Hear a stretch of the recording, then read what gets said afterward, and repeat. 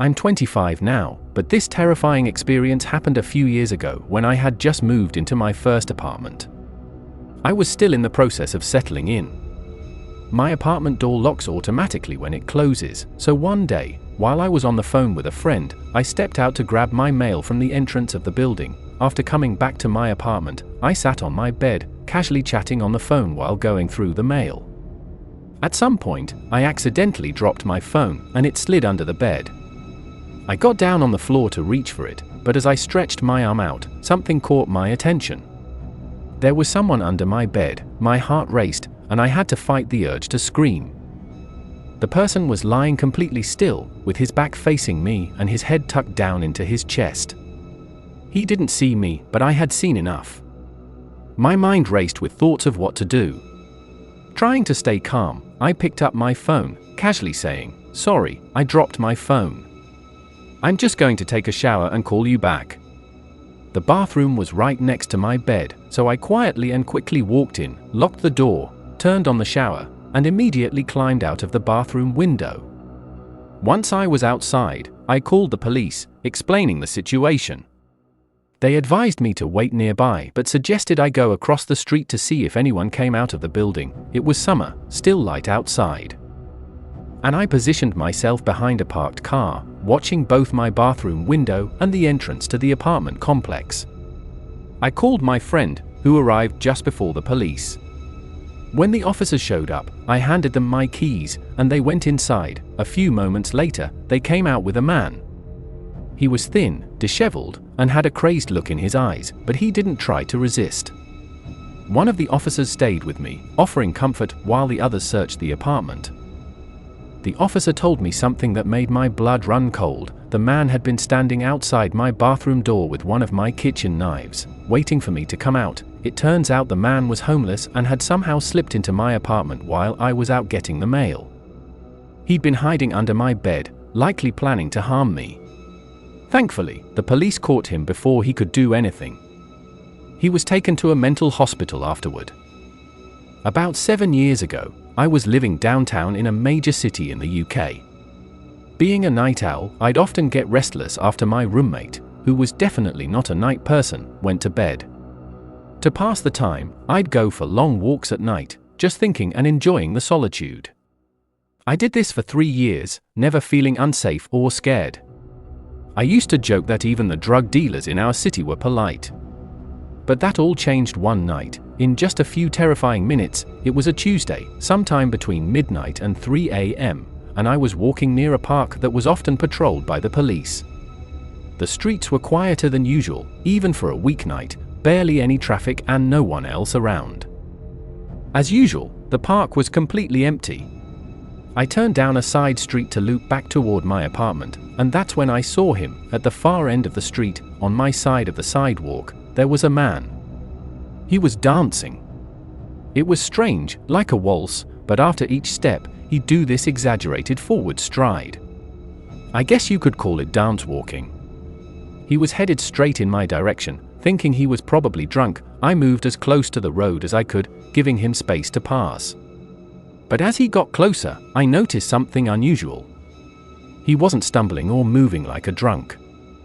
He was graceful, tall and lanky, and wearing an old suit. Then, I saw his face, his eyes wide, wild, and staring upward at the sky. His mouth was stretched into a painfully wide, unnatural smile. It didn't take long for me to decide I needed to cross the street. I quickly glanced away to cross, but when I looked back, he had stopped dancing.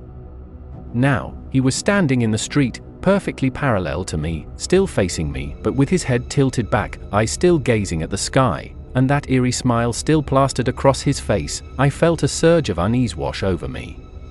I began walking faster, keeping my eyes on him as much as I could. He didn't move. Once I was about half a block away, I looked ahead for a moment, trying to calm down. The street in front of me was empty. But when I glanced back, he was gone.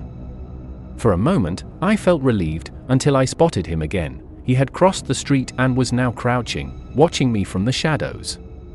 Even though the distance made it hard to see, I was certain he was still facing me.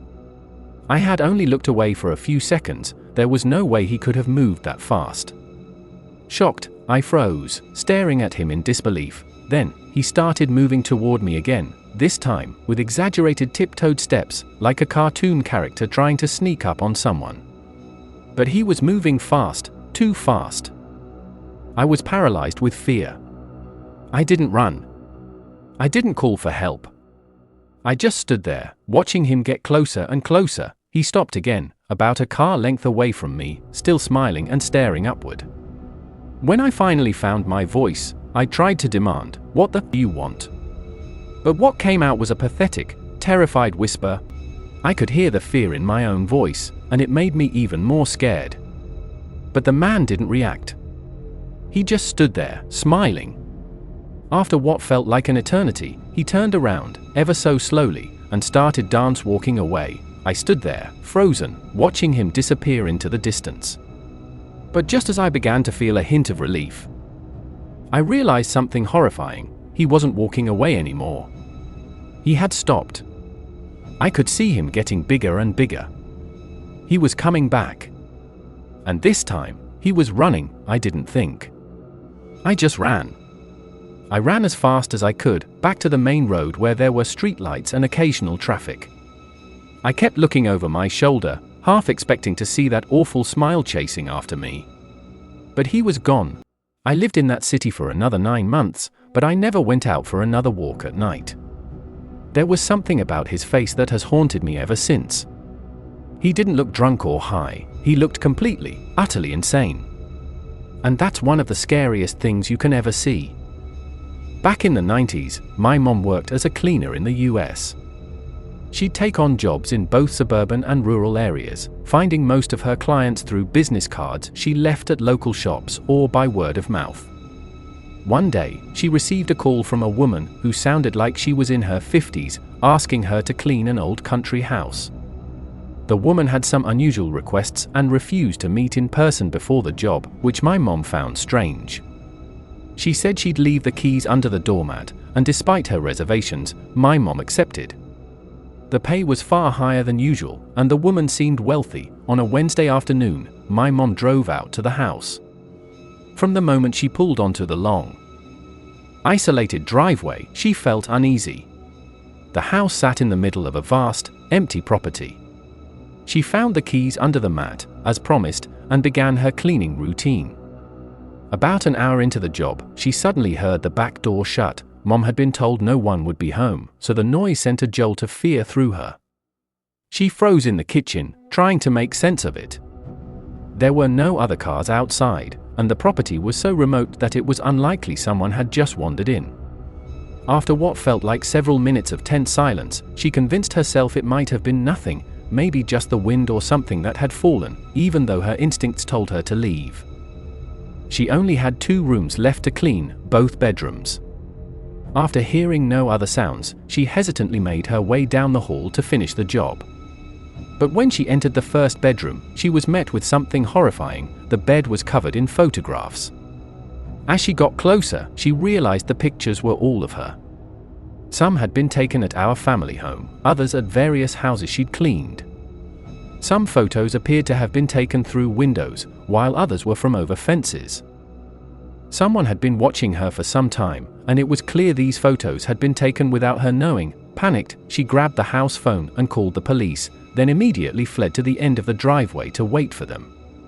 The police arrived and began investigating the woman who hired her, but the woman insisted that her house had been broken into. Despite the disturbing evidence, after some time, the police stopped investigating, and the case went cold. The experience rattled my mom so much that we moved to a new town 8 months later.